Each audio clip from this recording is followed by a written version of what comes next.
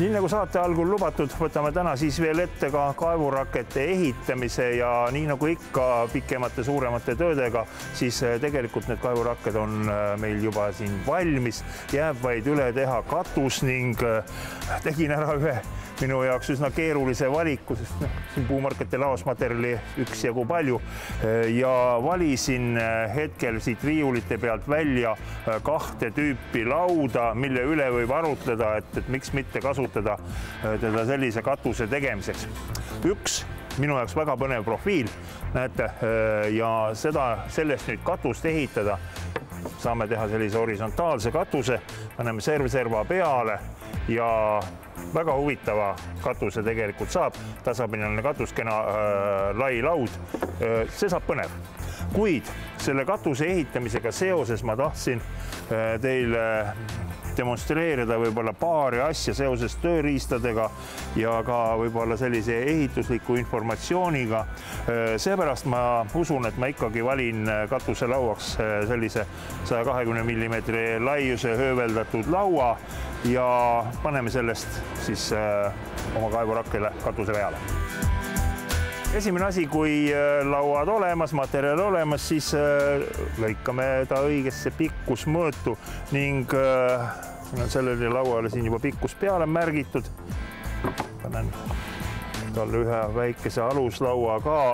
Ühte asja ma tahaksin teile soovitada kodustele meistrimeestele, et näete, ma panen siia ühe teise laua veel alla. Nimelt, kui ära saetav laua osa saab kuhugi alla kukkuda, siis on väga suur võimalus, et ta kiilub sae kinni ja sellest võib lihtsalt õnnetus juhtuda.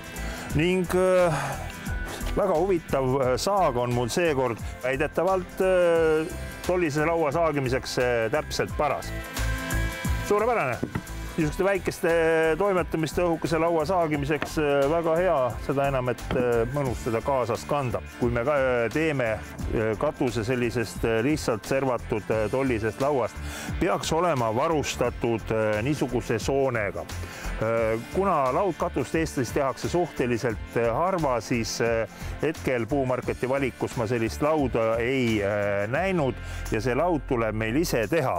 Nii, ja selle tegemiseks on vaja siis nii nagu ikka ülafreesi, asendamatu puutöömehe, selline abiline tänapäeva ehitusmaailmas ja jätame selle laual selle peensaetud poole ülespoole. Seda kahe asja pärast, et esiteks, kui me hakkame seda värvima, siis selline karedam lauapind võtab meil paremini värvi külge ja teine asi veel, näete, laud on saetud selliselt, et südame pool on siin selle karedama poole pool ja alati, kui me ehitame mingeid väliehitusi, siis hoidkem nii, et laual jääks südame pool väljapoole, see on alati tihedam ja tugevam. Ma tegin suhteliselt serva lähedale selle soone, kuna sellel joonlaual on all selline kumjas pind, siis ta ei libise mitte kuskile meil paigast ära. Surume teda kergelt siia poole kinni ka. Nendel on kompletis tavaliselt ka, näete, niisugused pitskruvid olemas, aga nii lühikese laua puhul ma ei hakka teda üldse kasutama. Nii, näete, selline soon siis saab siia sisse ja nüüd tuleb paras ports laudu valmis teha, enne kui saame järgmise etapi juurde asuda. Mul on, näete, selle katuse kinnitamiseks nüüd kahe pikkusega kruve vaja. Lauad pannakse siis selliselt väikese vahega katusele ja kui me paneme nüüd selle kattelaua siia peale, te peate vaatama, kruvi peab minema alumisest lauast mööda. Ta ei tohi minna alumise laua sisse ja ma seletan teile ära, miks ei tohiks sinna alla minna.